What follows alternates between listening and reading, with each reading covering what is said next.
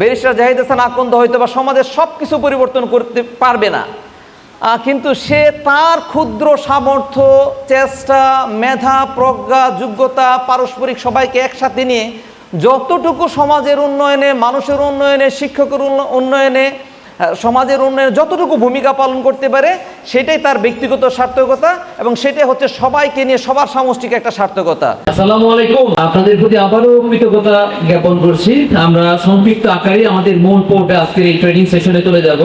তো তার আগে একটু সংক্ষিপ্ত আকারে আপনাদের সামনে তুলে ধরতে চাচ্ছি যাদের আয়োজনে আজকের এই আয়োজন আর কি, আকন্দ ফাউন্ডেশন। আমি সংক্ষিপ্ত আকারে আকন্দ ফাউন্ডেশন সম্পর্কে আপনাদেরকে বলছি আর কি। আকন্দ ফাউন্ডেশনের কার্যক্রম এই 2025 সালেই শুরু হয়েছে। যিনি এটার প্রতিষ্ঠাতা ব্যারিস্টার জাহিদ হাসান আকন্দ, তার সম্পর্কে একটু বলছি।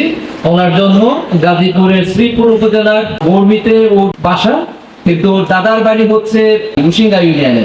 তো ছোটবেলা থেকে বড় হওয়া শ্রীপুর বর্মিতে।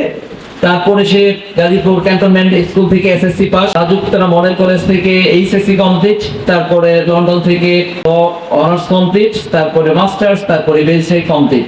এবং ওইখানেই উনি পেশাগতভাবে একটা ল ফার্ম সহ পারিপার্শ্বিক কিছু বিজনেস কার্যক্রমের সাথে সম্পৃক্ত।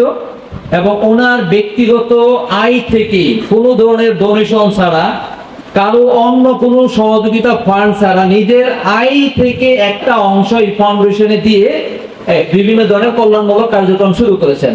উনি তাদের শিক্ষকদের নিয়ে কার্যক্রম শুরু করেছেন, মাদ্রাসা শিক্ষকদেরকে নিয়ে কার্যক্রম শুরু করেছেন, এতিমদেরকে নিয়ে কার্যক্রম শুরু করেছেন, অসহায় মানুষদের পাশে দাঁড়াচ্ছেন, অসুস্থ মানুষের পাশে দাঁড়াচ্ছেন।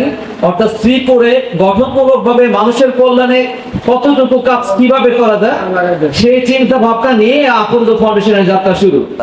ব্যারিস্টার জাহিদ হাসান আকন্দ হয়তো বা সমাজের সব কিছু পরিবর্তন করতে পারবে না, কিন্তু সে তার ক্ষুদ্র সামর্থ্য, চেষ্টা, মেধা, প্রজ্ঞা, যোগ্যতা, পারস্পরিক সবাইকে একসাথে নিয়ে যতটুকু সমাজের উন্নয়নে, মানুষের উন্নয়নে, শিক্ষকের উন্নয়নে, সমাজের উন্নয়নে যতটুকু ভূমিকা পালন করতে পারে সেটাই তার ব্যক্তিগত সার্থকতা, এবং সেটাই হচ্ছে সবাইকে নিয়ে সবার সামষ্টিক একটা সার্থকতা।